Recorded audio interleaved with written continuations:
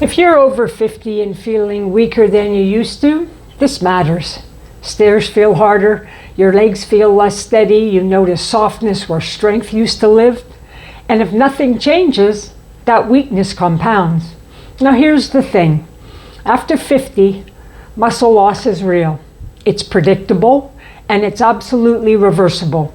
Today, we start rebuilding. So if you're over 50, you may notice this shift happening quietly. You're still walking. You do your best to eat well. You're making an effort. And yet strength feels like it's slowly slipping. Your legs get tired sooner. Your arms feel softer. Recovery takes longer. And it can make you wonder, is this just what happens now? Is this normal? Did I miss my window? And let me say this clearly. Nothing is wrong. Your body is responding to biology. And biology can be trained. Hi, I'm Wendy. I help women over 50 rebuild strength, vitality, and confidence in a way that builds independence and that fits into real life. Because this chapter is not about shrinking smaller. It's about becoming powerful.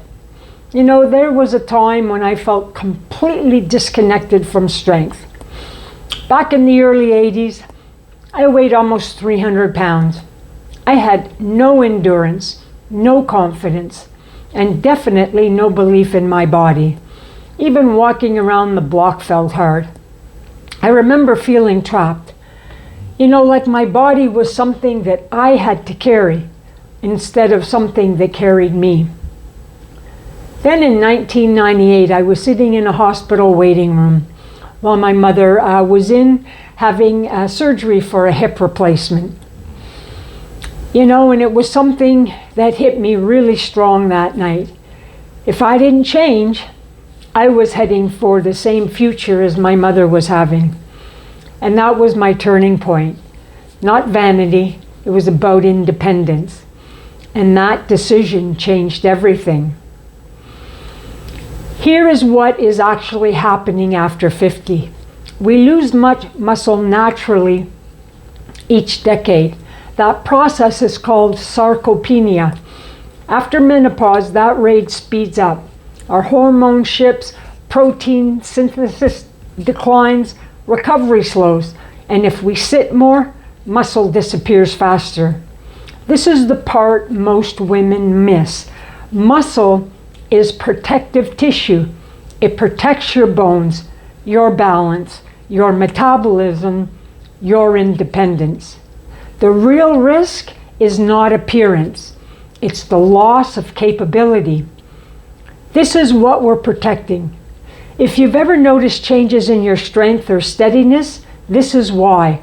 And understanding it is the first step to taking your power back. And now here's the empowering thing. You do not need extreme workouts, punishing boot camps, 2-hour gym sessions. You want consistent strength training. You know, really simple movements, squats, push-ups, carries, some pulling exercises, and they can be make a powerful difference for you. You want to do daily walking, eat enough protein, have proper recovery, and a calm nervous system. Simple beats intense every time. Now stay with me here. Muscle loss feels fast because we stop challenging it. Muscle stays when it's used. Your body adapts to the demand. If you give it numb, it adapts downward. If you give it strength stimulus, it adapts upward. So let's make this practical. Number 1, strength training at least twice a week. Why it matters. Resistance signals your body to keep muscle.